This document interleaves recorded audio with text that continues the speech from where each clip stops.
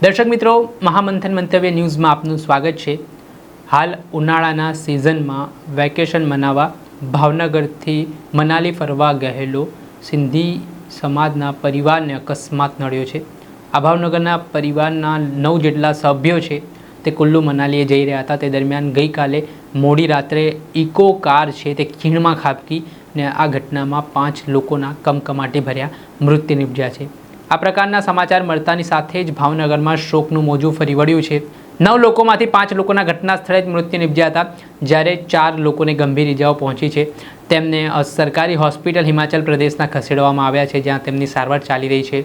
આખો જે સમગ્ર બનાવ બન્યો છે, દુર્ઘટના સર્જાઈ છે, તેના કારણે હવે જે મૃતક પરિવારજનો છે તેમના મૃતદેહને હવે ગુજરાત લાવવાની તજવીજ છે તે હાથ ધરવામાં આવી છે।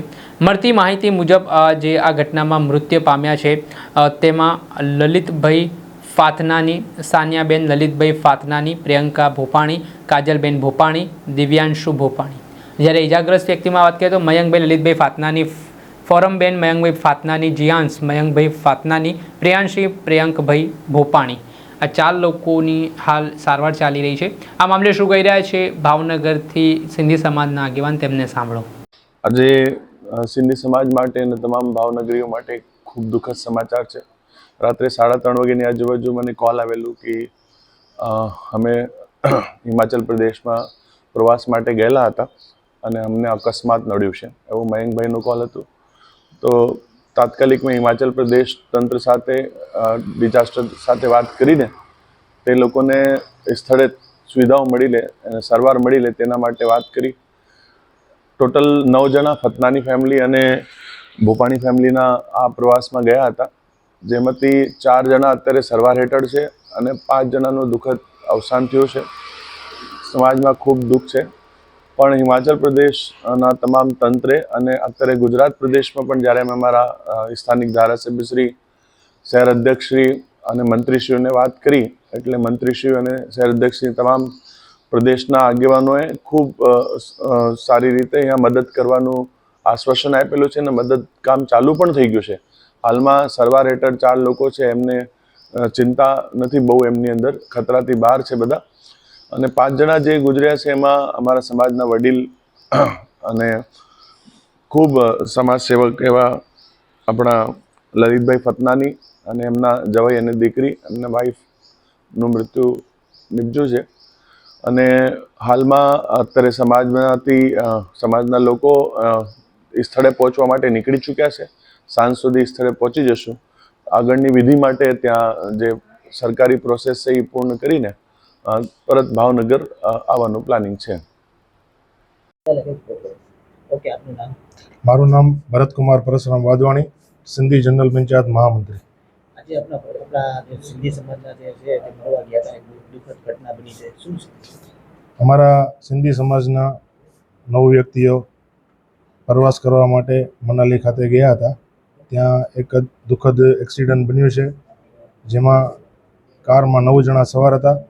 તેઓમાંથી 5 જણાનું દુઃખદ અવસાન થયેલ છે અને 4 વ્યક્તિઓ અત્યારે સારવાર હેઠળ છે।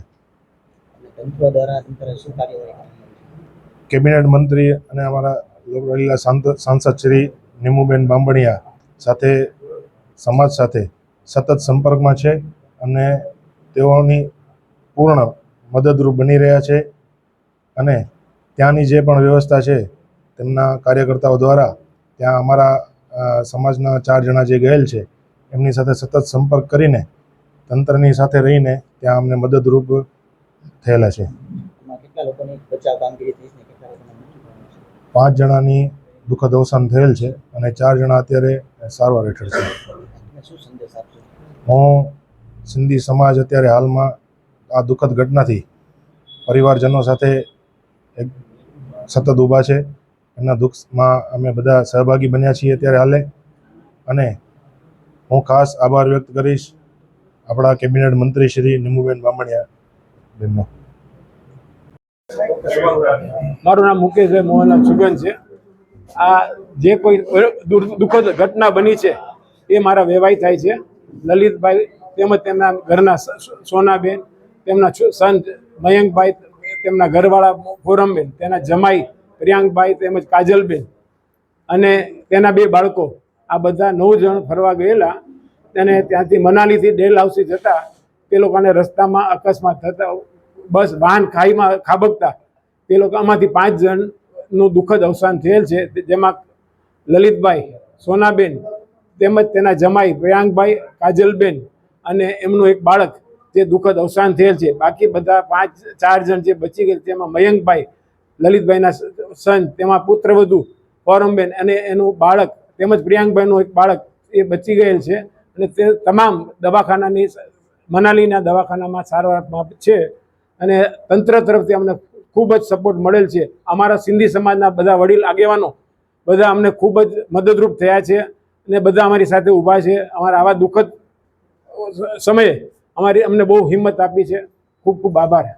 આપણે સાંભળેલા ભાવનગરના સિંધી સમાજના આગેવાન જે અકસ્માતમાં ભાવનગરના પરિવારનો માળો વિખેરાયો છે, તેના કારણે ભાવનગરના સિંધી સમાજમાં માતમ છવાયો છે, શોકની લાગણી ફરી વળી છે. આ ઘટના બાદ હવે જે મૃતક જે લોકો છે તેમના મૃતદેહને ત્યાંથી ગુજરાત લાવવાના પ્રયાસો શરૂ કરવામાં આવ્યા છે. દર્શક મિત્રો, આવા જ નવા વિડીયો સાથે આપને માહિતગાર કરતા રહીશું, એટલે મહામંથન મંતવ્ય ન્યૂઝ જોતા રહો.